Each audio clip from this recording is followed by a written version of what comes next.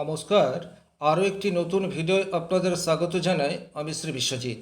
আজ আমার আলোচনার বিষয় চাকরি পাওয়ার জন্য আপনার চেষ্টা করা উচিত কি উচিত নয়। এই ভিডিওটি দেখলে আপনি কমপ্লিট বুঝতে পারবেন। যারা অলরেডি কোনো জায়গায় চাকরি করছেন তারাও এই ভিডিওটি কমপ্লিটলি দেখবেন। তার কারণ হচ্ছে চাকরি করার উদ্দেশ্য অর্থ উপার্জন। আপনি ঠিকঠাক অর্থ উপার্জন করতে পারছেন না, সুতরাং এই ভিডিওটি দেখবেন। আর যারা বর্তমানে কোনোরূপ চাকরি করছেন না তারাও এই ভিডিওটি কমপ্লিটলি দেখবেন। অ্যাকচুয়ালি এই চ্যানেলটির একমাত্র উদ্দেশ্যই হচ্ছে আপনাদের ভবিষ্যৎ পরিকল্পনাকে সুরক্ষিত করা। জ্যোতিষের সাহায্যে আপনি আপনার জীবনের সমস্ত সমস্যার সমাধান করতে পারবেন না, কিন্তু একে কাজে লাগিয়ে আপনি সঠিক পরিকল্পনা করতে পারেন। আপনার মধ্যে যে গুণাবলী রয়েছে সেটিকে আপনি চিহ্নিত করতে পারেন। আর আপনার দক্ষতা বা স্কিল যে জায়গায় রয়েছে আপনি যদি সেটাকে উপযুক্ত সময়ে বুঝতে পারেন, সেক্ষেত্রে কিন্তু অর্থ উপার্জন করা এটা মোটেই কোনোরূপ কষ্টের নয়। আর সবচেয়ে বেশি যেটা ইম্পর্টেন্ট সেটি হচ্ছে সঠিক সময়ে উপযুক্ত ডিসিশন। এইরূপ প্রচুর ছেলেমেয়ে রয়েছে যারা চাকরির জন্য দীর্ঘদিন ধরে চেষ্টা করছে কিন্তু অকৃতকার্য হচ্ছে, বা বলা যেতে পারে চাকরি পাওয়ার সেইরূপ কোনো স্ট্রং প্রবাবিলিটি তাদের জন্মকুণ্ডলিতে নেই। তাই চেষ্টা করার পর তাদের সময় সেটা যেমন চলে যাচ্ছে, একই রকমভাবে তারা আশাহত এটাও হয়ে যাচ্ছে। কিন্তু আপনি যদি আগে থেকেই বুঝতে পারেন যে আপনার চাকরি পাওয়ার সম্ভাবনা অপেক্ষাকৃত কম আছে, সেক্ষেত্রে আপনি অন্য কোনো কাজ করে অর্থ উপার্জনের চেষ্টা সেটি করতে পারেন। আর আপনার মধ্যে 100% কোনো না কোনো স্কিল রয়েছে, যে স্কিল ডেভেলপ করে আপনি প্রচুর অর্থ আর্ন করতে পারেন। তাহলে এই ভিডিওটি কমপ্লিটলি দেখার পর আপনি বুঝতে পারবেন আপনার জন্য চাকরির চেষ্টা করা ঠিক হবে কি ঠিক হবে না। সবচেয়ে প্রথমে এটি জানার জন্য যেটি আপনাদেরকে দেখতে হবে সেটি হচ্ছে চাকরি মানেই হচ্ছে কর্ম, আর কর্মের ঘর হচ্ছে 10 নম্বর ঘর। সেটি আপনার লগ্ন থেকে দেখতে হবে। যদি আপনার লগ্ন ধরুন তুলা, সেক্ষেত্রে কর্কট হবে আপনার 10ম ঘর। আপনার লগ্ন সেটি যদি হয় মেষ, সেক্ষেত্রে মকর হবে আপনার কর্মের ঘর। তাহলে এইভাবে আপনাকে প্রথমেই দেখে নিতে হবে আপনার কর্মের ঘর কোনটি রয়েছে। এবারে আপনার লগ্ন সাপেক্ষে 10ম ঘর, সেই 10ম ঘর যদি শক্তিশালী অবস্থায় থাকে আপনার কাজের জায়গা সেটি ঠিকঠাক হচ্ছে। কিন্তু একটা কথা, কাজ এবং পেশা দুটোর মধ্যে কিন্তু অন্তর রয়েছে।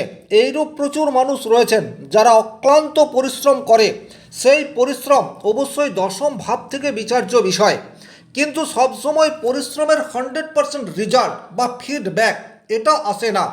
তাহলে কর্মের ফিডব্যাক হিসেবে যদি আমরা অর্থকে ধরি, তাহলে অর্থ হচ্ছে 2 নম্বর ঘরের বিচার্য বিষয়।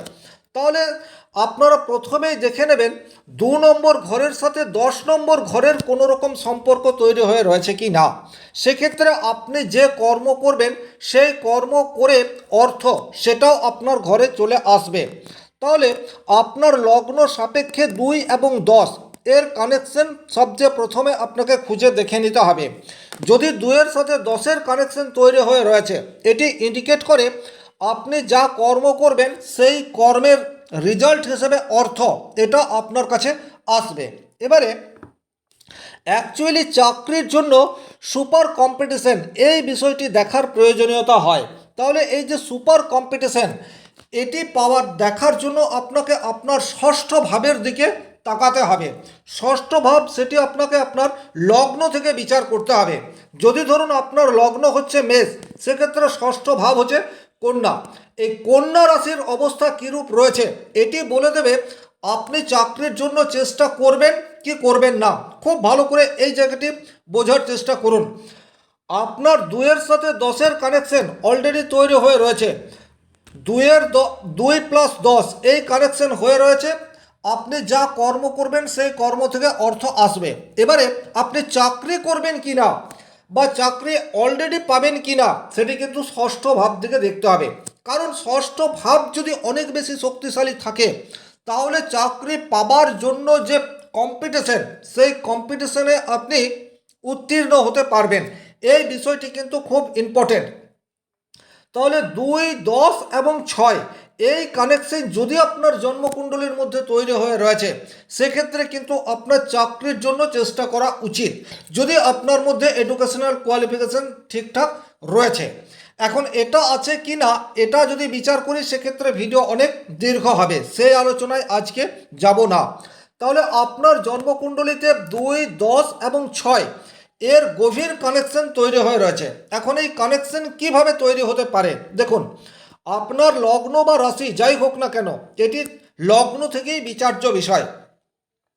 তাহলে দশম ঘরের অধিপতি গ্রহ, ষষ্ঠ ঘরের অধিপতি গ্রহ এবং দ্বিতীয় ঘরের অধিপতি গ্রহ, যদি আমরা মেষ লগ্ন ধরে বিষয়টিকে বোঝার চেষ্টা করি তাহলে দ্বিতীয় ভাবের অধিপতি গ্রহ হচ্ছে শুক্র, ষষ্ঠ ভাবের অধিপতি গ্রহ হচ্ছে বুধ এবং দশম ঘরের অধিপতি গ্রহ হচ্ছে শনি।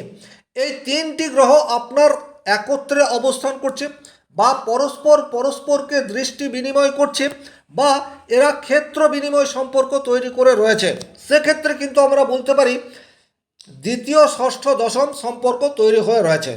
এখন এই যোগ যদি থাকে সেক্ষেত্রে আপনার চাকরি করার চেষ্টা অবশ্যই করা উচিত এবং যদি আপনি চেষ্টা করেন সেক্ষেত্রে কিন্তু অবশ্যই কৃতকার্য হওয়ার ক্ষেত্রে আপনি অনেকের চেয়ে এগিয়ে থাকবেন। এটা হচ্ছে 1 নম্বর সূত্র। 2 নম্বর সূত্র কি রয়েছে? 2 নম্বর সূত্র, আপনার দ্বিতীয়ভাবে যে গ্রহ রয়েছে, ষষ্ঠভাবে যে গ্রহ রয়েছে এবং দশমভাবে যে গ্রহ রয়েছে, এই গ্রহগুলির মধ্যে যদি কোনো সম্পর্ক তৈরি হয় খুব ভালো করে বুঝতে হবে।